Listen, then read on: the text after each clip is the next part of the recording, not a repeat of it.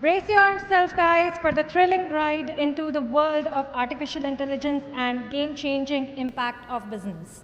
So, ladies and gentlemen, we have the keynote address over here. So, Subbarao Garu, do you want to add a few words about the segment?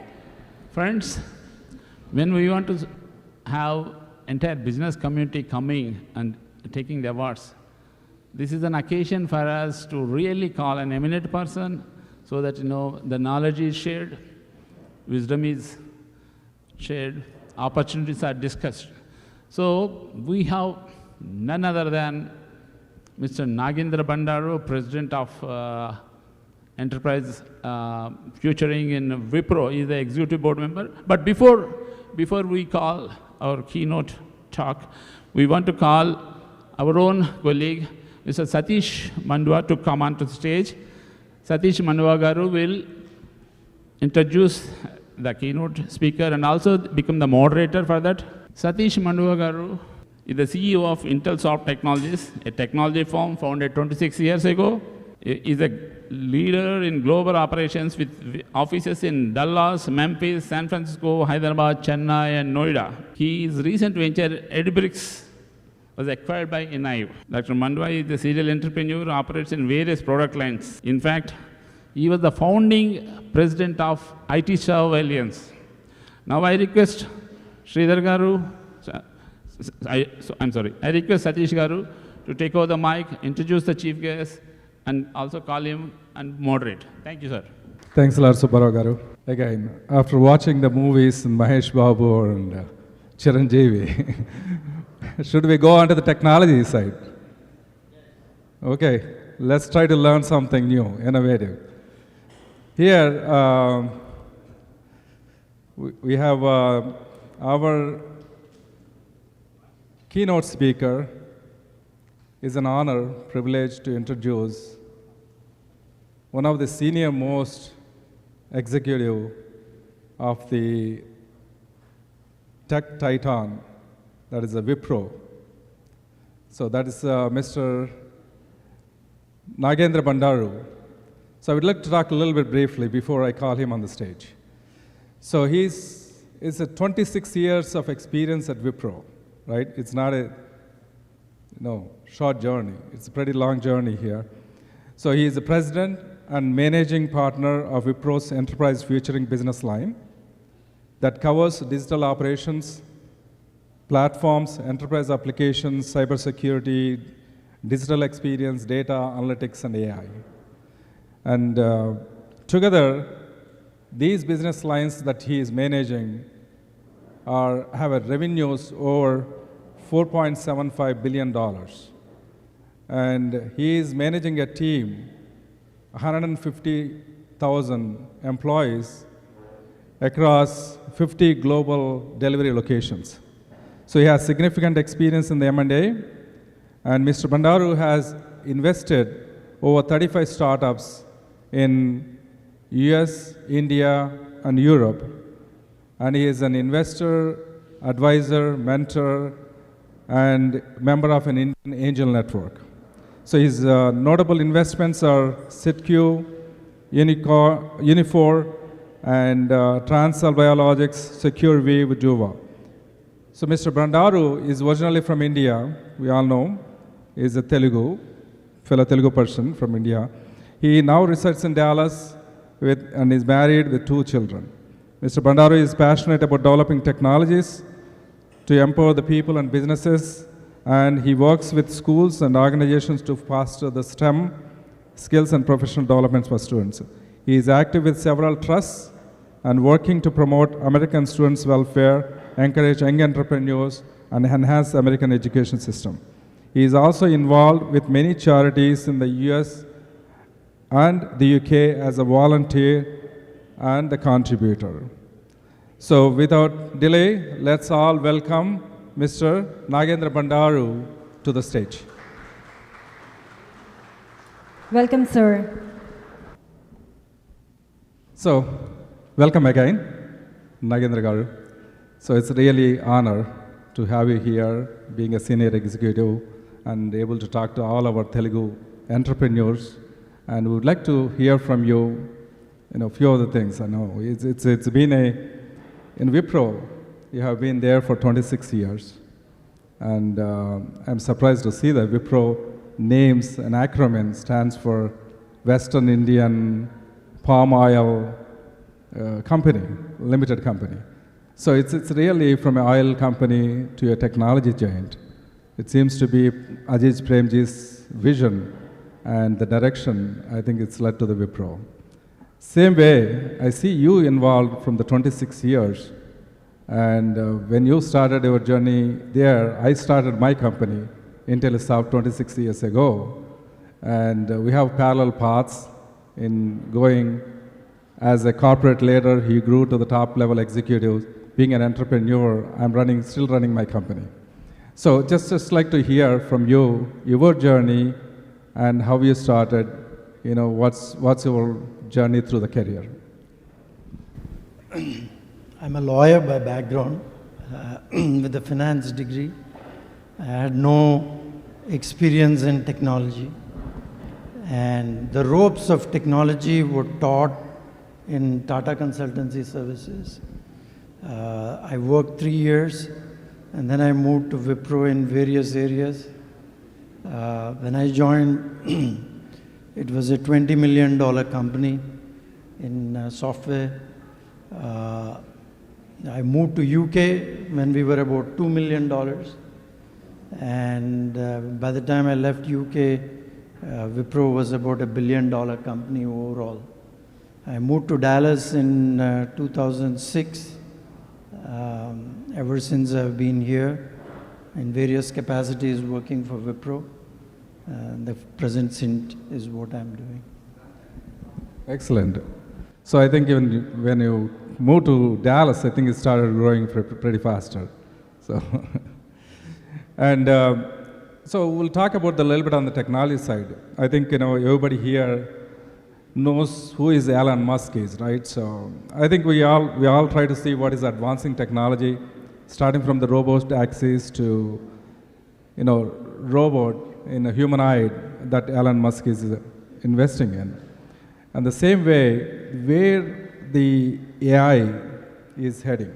So especially in future, we are having a pie chart here, but it might be virtual, where we have an agents talking like Nagendra's agent and Satish agent going to be talking in the future.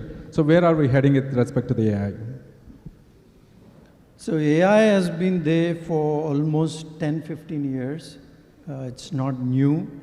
What triggered, if you look at, for example, Google has been investing in AI for many years. AI, fundamentally, companies such as TikTok are deep learning platforms. So there is already AI in the market already. But what revolutionized is the way text can be converted. Thanks to high performance computing by NVIDIA, large amounts of data were able to come in a quick span. So today, the way we foresee technology traversing is in 3 parts. One, automation.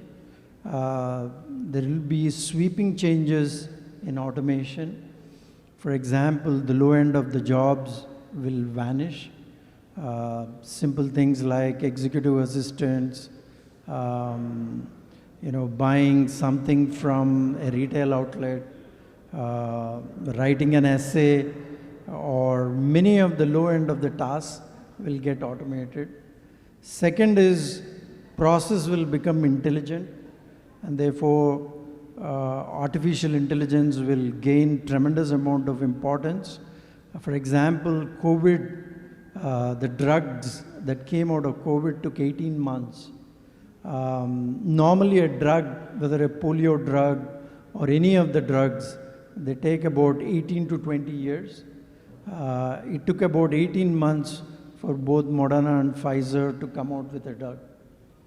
Last week, University of Cambridge came about 1,000 antibiotics at the same time for various ailments. So drug discovery and diseases the ailments that are going to come will be much, much faster. Media entertainment, you have seen, you already see a lot of fake videos coming in, the ability to clone. So for example, script writing, editing, a lot of that can be done and at an amazing speed today. So we see tremendous opportunities for a maximum amount of transformation that you can do both for your personal life as well as for enterprises. That's interesting to hear. Especially I see that drug discovery and healthcare, probably that's where we're going to make a faster progress. So it's going to help the community and human beings as lives is going to improve. So, but at the same time, we are looking at a lot more in terms of, is AI is going to take over the world? Like, is it a fiction, science fiction story, or is it really real? So, do you have anything vulnerabilities in terms of the security wise? And what do you see is the cyber threats and cyber security stance with respect to the AI? AI will, of course, have an important play. It is the new S-curve, the way it is going to get transformed. For example, I'll give you an example. Today, Houston and Texas belt, there are a lot of oil fields. In oil, what happens is that a lot of fire breaks out and carbon emissions come. Today, we are able to send drones, and through data and AI, we're able to douse fires so that humans doesn't have to go, and able to predict when the fire is going to break out and reduce carbon dioxide. So Wipro has partnered with Shell and BP in Iraq and in Australia to douse fires through artificial intelligence by working with drone companies. So AI is going to be an augmented technology, and it will not replace many of the human jobs. The reason for that is human mind is a pendulum. It changes suddenly. Artificial intelligence can go up to a certain extent. It can't cross the human intelligence. Security, therefore, becomes extremely critical because, as you see, Warren Buffett in his latest annual report said scamming is going to be the largest industry. As LLMs increase, there are about 250 LLMs. The ability to integrate with old legacy technology becomes extremely tough. And therefore, security becomes key component of everything that we do in future. That's good. Actually, we need some more regulation. I believe also on the federal side of it, trying to see somebody has to have a monitoring in place, right? So hope Congress is going to act on it. So again, you said something about LLMs. So of course, some of the technology folks here, we use ChatGPT, we use Gemini, we use Copilot, right? So I know, again, it's coming up with so many different ways that you can actually navigate the AI space. So do you see anything in the tools and technologies space-wise where we are heading? A lot of tools. Every day there is a new startup. Already the space is very, very crowded. So there are many tools, applications, infrastructure, data. There are a lot more software companies that are coming in. The challenge is not about the LLMs. The main area is going to be about chips, because today you don't have those high performance chips.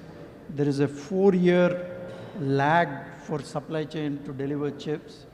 So as more companies try to suck up a lot of data, you need the infrastructure, and today you see NVIDIA and most of the chip manufacturing companies are investing in the infrastructure, and then it is going to be the cloud. The application layer is going to be very, very minimal, so it is going to be primarily driven by infrastructure companies. So you mean the GPUs don't matter, right? So I think the NVIDIA stock is going up. You met the founder of NVIDIA. So what's his thought process? No, he is 60 years ahead of everybody. So we believe that the entire infrastructure needs to be rebuilt for a futuristic AI world. Coupled with augmented reality and imagery, you really need the infrastructure to be extremely at a high performance computing. And his vision is to replace the current existing infrastructure with high performance computing. Wow, excellent. So looking forward to that.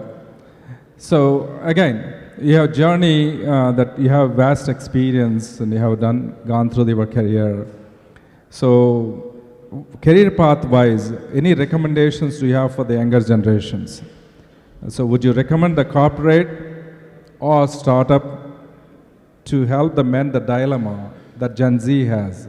So a lot of the youngsters here, they are thinking about, okay, should I jump into a startup coming out of the college, or they should go on and join the corporate later?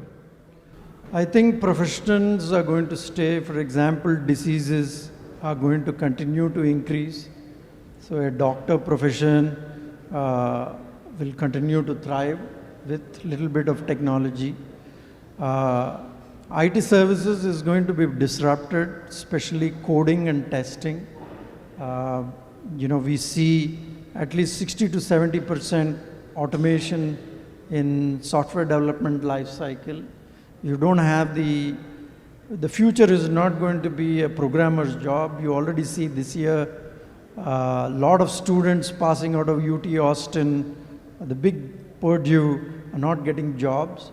The reason for that is the SDLC automation is going at a very rapid pace. Testing is disappearing, and you see IT services companies in India posting at least 10% degrowth from last year to this year. So we believe that IT services, ITES services, a lot of disruption is going to take place. Products is the way to go.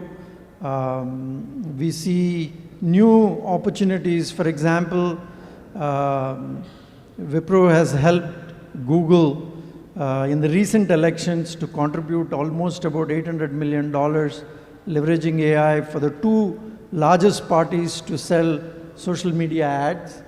So we believe that new opportunities will emerge, and we will continue to focus on the newer opportunities as the older opportunities disappear. That's excellent answer. So hope the youngsters are listening to him. So we are, again, there's a lot of people are in the career path right now. So you might have gone through, some hiccups, some hurdles in our career, right? So do you have any suggestions or advice, while they are working in the working environment wise, or the career wise? The only thing I will say is integrity is the most important thing in human life today. Security is an issue, scamming is an issue. So those leaders who are truthful, possess high integrity, will thrive in future. Those don't possess integrity, I will say, will fade away. And we have many industry leaders in the Indian industry as well as in US. You have a Warren Buffett who believes in integrity, still at the age of 95 years, gave an AGM for 5.5 hours and spoke to entire shareholders, and today is very, very respected. One thing that we need to take inspiration from people like Warren Buffett or Bill Gates is having high integrity. And I would say, I encourage everybody to be having strong authenticity, because it is one of the most difficult things to do in today's world. That's the greatest advice I have ever heard from an executive. So it's basically there are no shortcuts in life. So it's what Nagendra was saying is we need to work hard and with integrity, and then you will achieve your goal. Thank you. I just want to say, those of us who own money, we're going to disappear in 20 years. We're not going to carry this money. Not a single dollar, we come with empty hands and leave with empty hands. We don't even carry these clothes when we die. And I don't know why we crave so much for money. There has to be a purpose in life, and we have to lead a life full of integrity, authenticity, and some code of ethics. So you can't run businesses, and businesses cannot be built without integrity. And the reason why I'm working with Wipro for 26 years, I work with a man who stands by integrity, who has donated his entire wealth to the education system in India. Almost 70% of this wealth, today if you go, is in teaching teachers, second in teaching rural education in government schools. $40 billion of his wealth is being contributed to the Indian education system. Nobody carries this wealth, and we unnecessarily break our heads on amassing wealth which is not going to come with us. So my request to you is, when you build a business that can last for generations, and you create a legacy, and people look up to you for who you are as a truthful citizen of any country.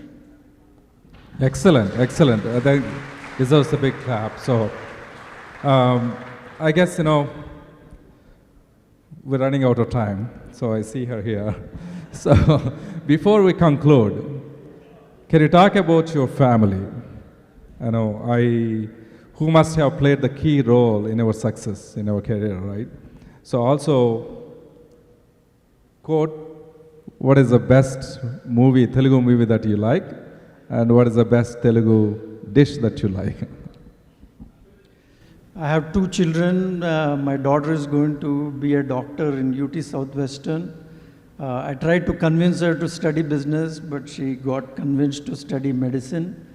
My son is studying in McCombs. Business is going to come into my line. I see a tremendous opportunity for any business to create jobs. I see a lot of youngsters struggling for jobs today because there are not many good companies being built. And I see future for entrepreneurs to build larger companies. The second question is relating to what sort of food I like. Well, and the movie. I'm a fitness freak, so I like pesaratu because it's very protein. Moong dal dosa, and those of you who don't know. Second, the movie.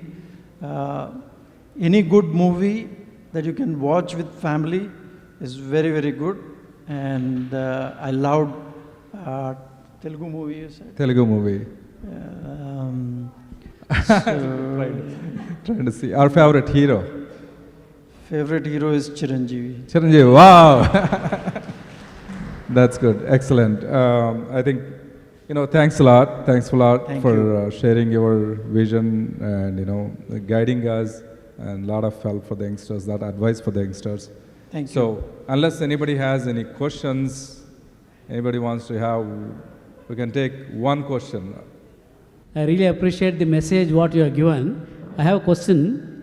Now in India, a lot of people are programmers, IT testing areas, all these areas they're working.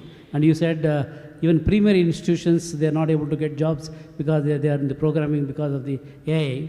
How do you see the future of IT services employees in India? Because we have millions of people in every tech city like Hyderabad, Bangalore and all that. Do you think that they will all have to leave the jobs and there is going to be unemployment rate going up? And unfortunately, most of the engineering colleges in and around Hyderabad and other cities, no other domain, no civil engineering, no mechanical engineering, only IT related. How do you think that they will get jobs when premier colleges in USA are not able to get jobs in the current scenario? What is your answer? So this year, 8,000 people who passed out of IIT didn't get jobs. Any labor-intensive industry is going to struggle in future. Billion-dollar companies are going to be formed with 4 or 5 people. So IT services, ITES services, which are labor-intensive, has to find new opportunities. The good news is that Indian IT industry has moved from Y2K to most of the capability as technology hype cycle, which is a S-curve. You know, in every 10 years, the S-curve is formed. It started with Y2K, then went to mobile, it went to e-commerce, mobile. At every disruption, the IT industry found the wave, and I believe that there will be a new wave of S-curve where all these people will move. But I do not see massive, for example, today, each IT services company employs about 100,000 to 200,000 employees. The future is not going to be such at a massive, rapid space. And that's why you see in India, today a lot of startups are being formed, a lot of products are being created. If you take Chennai, which is the SaaS capital of India, so more and more companies will have to go through entrepreneurship. The Indian education system also is changing. You see a lot of IIT guys starting companies. So there is a lot of opportunity in India. It is the only place where 7% GDP growth is continuing, which is the only country in the world at 7 to 8% India is growing. It has the youngest population. It is the largest consumer industry that we can adopt. And that's why I believe I'm very, very bullish about India. You also see a lot of biotech companies coming in, a lot of drug discovery companies coming in. So there will be a lot of new areas where India will thrive, manufacturing. There is a large semiconductor push that Indian government is giving. So we believe that there will be tremendous opportunity in that. Third, for example, we have a new chief minister in Andhra Pradesh who is an advocate of technology. And I strongly believe that sovereign AI and state-based AI, which are what I call small LLMs, will be formed for citizen services. And I continue to believe that there will be new opportunities leveraging artificial intelligence and various disciplines. So, Really nice. Thanks a lot. I think we're going to conclude the discussion here. Thanks a lot, Nagendra ji. Sir, I would like to request you to stay back for just a minute for the moment of presentation by Subbarao Garu. Thank you so much for all your valuable words. And I'm pretty sure, like me, many more are inspired and looking forward to the many solutions that you have presented today. Thank you. Quick moment of presentation to Satish Garu as well. You want to join here, sir? Thank you. Sure. A few words by Subbarao Garu. I want to acknowledge Satish Mandwa Garu's help, involvement in Business Excellence Awards 2024. Fantastic. Thank you, sir. Yeah. Now we have one more session. Now I call upon Mr. Ram Nandyala. Ram Nandyala Garu is the Vice President, Smart Folks Inc. Ram Nandyala Garu will again introduce another eminent personality with us, Mr. Raja Dodala. I request both of them to come. Welcome, sir. So, after the keynote address, we have a sizzling fireside chat segment here. Hope you guys will enjoy this as well. Please take Thank your you. seat, sir. Thank you. Yeah. Now we have another interesting session. They both will do that. Mr. Raja Garu, welcome. Thank you. Welcome to the event. Thank you. And I've really planned a lot of questions, and definitely it is a dinner time, and we don't want to hold people. Chala mandini ikkada hold cheyalemu. Let us We'll be talk. efficient. We'll be efficient. We're between dinner and. Yeah. We just wanted to know what we can, and so coming to the event. So I just read about your profile in the online, and you grew up in Andhra Pradesh. I did. And then for studies you went to I did. అక్కడి నుంచి మళ్ళీ అమెరికాకి. so much of transitions in the countries. And please talk about your journey, and as well as we wanted to know which country you like it most. No, that's a really hard question. But it's an interesting journey, because if you grew up in Andhra Pradesh or in India, anywhere, if you didn't do well in college, you're nobody. And I was one of those kids that did really well in high school, and I went to college and I just really didn't do well. I wasn't interested in academics. So I graduated college, barely did, and I had no future in India because I didn't do well in college. So I went searching for a better opportunity overseas, and it just took me to Australia. I did my graduate school there, and then I came here, just like a lot of people in the mid-90s, I came here. And I started briefly as a software engineer, and then discovered that wasn't where my heart was. And then I discovered a passion for business, and then I went back to business school, and then worked in different roles in strategy and business development and starting new businesses. And then I discovered venture capital along the way, and I kind of discovered that that's my calling, and that's what I do now. Okay, you didn't still answer my question. Out of 3 countries, which you definitely they all feel. hold. I mean, Australia is a brief 2-year stint, so I wouldn't put that in that category. But I mean, they all have a place in my heart. India is always, where. Andhra Pradesh is where I grew up, and that's always in my heart. That's wonderful. I was expecting answered from you. So, in your journey, you started as a vice president at 7-Eleven. Yeah. And usually when you go into that, anyone here, when you go for such a big role, they wanted to just do their job. But you went on inventing. I was one of those people that even as a kid, I get bored easily. So I always, trying to look for problems to solve, and I couldn't sit still and just grow, sort of the corporate ladder, climb the ladder. So I always, look for things, interesting things to do, and that's kind of what led me to. So that's how it's Seven Ventures startup? Yes, that's what led me to venture capital and investing in startups. Okay, that's good. So how did they receive, and how is that doing right now? Yeah, it was probably a strange proposal that usually they don't see from a young person. At that time, I was still in my 30s, and but I was well prepared, and I had maybe a 20% chance of getting approval to do that. But to my surprise, the management agreed to do that, and it was the thesis was simple, that a company like 7-Eleven with 80,000 stores worldwide and a lot of distribution, and it can play a really unique role in the life of a startup, whether that's a consumer packaged goods startup or a technology startup, where we can be more than a customer. We can provide distribution.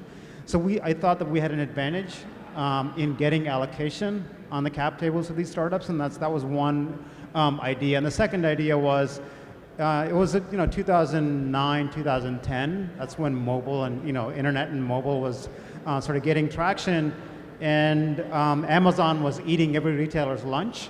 So it kind of worked out that they were scared about Amazon. 7-Eleven was known for inventing a channel, a convenience channel, and they were trying to understand what technology and mobile and internet was going to do to retail. And we thought that investing in startups is a good way to learn how the market is going to turn, and maybe capture the next wave of technology. That's wonderful. So invention should keep on in life. Yeah. There is no meaning otherwise. Before technology can disrupt your business, you can be part of it. So I know you, as a venture capitalist, you've been looking at so many companies, and you've been investing. Yeah. So what do you look at when you wanted to look at the company? What do you really look into that? Venture capital is of a unique animal in that, compared to other asset classes, let's just say maybe the closest analog would be private equity. So private equity would be, there'd be a fund, and they would find businesses that are, they're not new businesses, they're current business, and maybe there's some inefficiencies in the business. A private equity fund will go buy a business that that is currently profitable, but they think they can make changes and then make it more profitable and then sell it for a better price. That's private equity. Venture capital, even though sometimes is put in the same bucket, but it's totally different in that venture capital is an asset class that's funding ideas. And these are companies that don't exist. So these are people that fall in love with a problem that they're really, passionate about, and then they create something out of thin air. It's almost like, a good analogy is going from 0 to 1. It's really hard to do that. So because of that, since there's no fundamentals, meaning there's no financials to look at, it's a brand new company. So typically the way you underwrite that is you underwrite the people. Why is this person, the person to solve this problem? And what in their background that qualifies them to be creating this new technology or a solution? And are they able to articulate the problem? Are they able to communicate the solution to the marketplace? Are they able to convince investors to give them money? Are they able to attract a talented team without any product or revenue? So somebody would be taking a big leap of faith to join them on this journey. So in a way, it's a roundabout way of saying you underwrite people. So the markets and technologies and those things can change, because you're not going to know what the market's going to do 10 years from now or 5 years from now, or what customers will do. So you underwrite people, and can they adopt? Yeah, can they adapt to the market? Can they change direction? Can they inspire people? Got you. Yeah. So our Dallas members here, they're all investing in a big places on the real estate side. Yes. A lot of time people will talk about GP and LP. Yeah. So sometimes some people are really confused. What is the GP and what is the LP? Yeah, it can get confusing. Maybe, I just wanted to listen from your experience. Yeah, same terminology can be used to describe a venture capital fund or a real estate fund or a private equity fund. So the GP, that's stands for general partner. So GP is the person or a team that is actually running the fund on a day-to-day basis. They're the ones that are selecting businesses to invest in, whether that's a hotel if you're a real estate fund, or if you're an air conditioning company if you're a middle market private equity fund, or in case of my friend Dayakar and team at Dallas Venture Capital, they would be the GP investing in technology companies. And the money that they invest comes from investors. And those investors are called limited partners. So in my job as at Churchill, so I am in some cases both. Primarily we're an LP, we invest in venture capital funds, and we also invest in some companies where we are the general partner. Got you. Yeah. So when it comes to the investment, you have seen so many big companies and you invested in a lot of places. Yeah.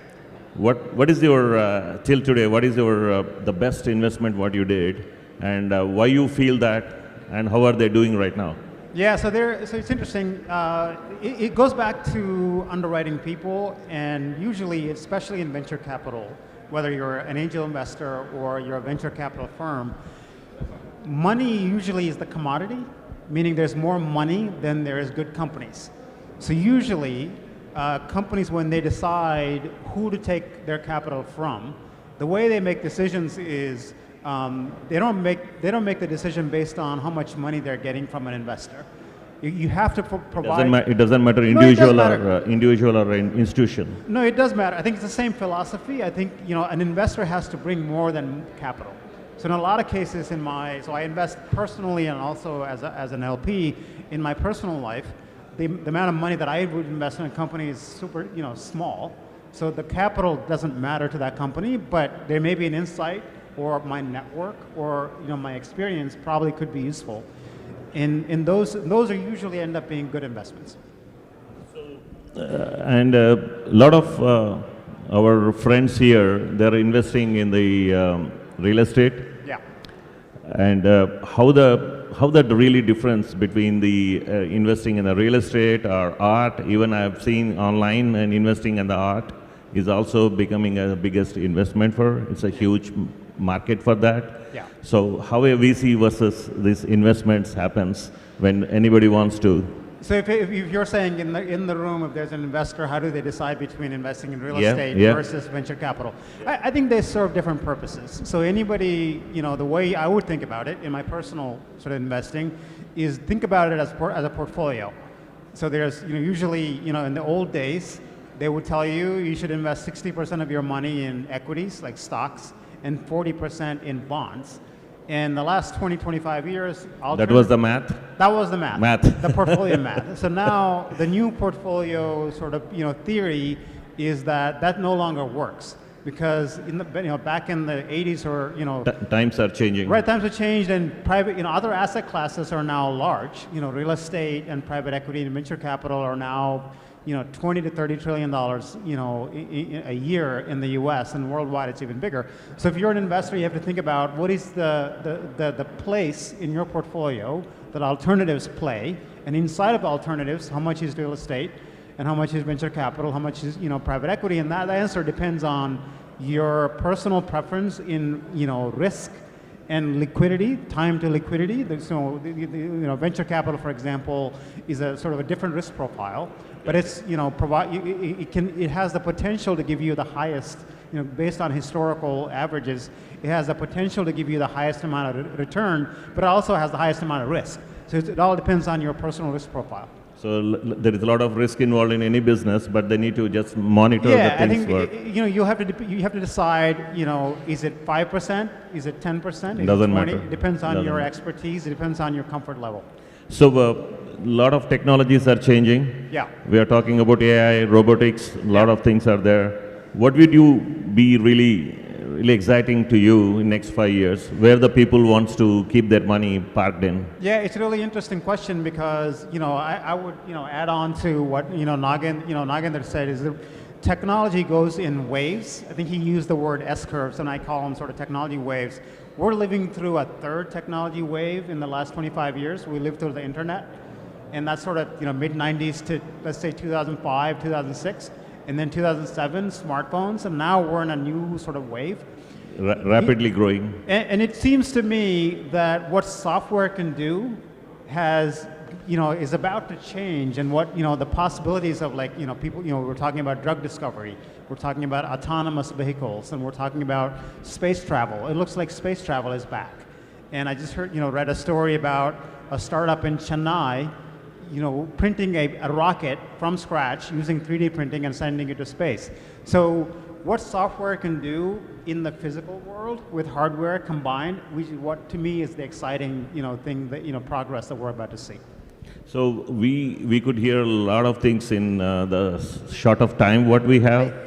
Nobody can predict the time frame, and usually, and there's a saying that I think Bill Gates said this: people underestimate the impact of technology in the long term, but overestimate it in the short term. So we may be overestimating it. We're in the hype cycle, but in a long-term 5 to 8 to 20-year time frame, I think it's a very exciting time to be alive. That would be great. And I know we are running short out of time. Yes. So before we wind up, I wanted to see if you can give us some valuable suggestions to some of our thoughts about investing in the companies as well as the venture capitalists and versus the real estate. You already answered. Yeah. I definitely wanted to hear your final thoughts to our I don't think members. I have. I just want to reiterate, the message that Nagendra sent, as advice to young people, is to integrity is something that's really in a short commodity in our universe. I think that that would be the message that I would double down on. Thank you, Mr. Raja. Thank you, sir. And we won't let you go like this. We have some memento presentation by Subbarao Garu.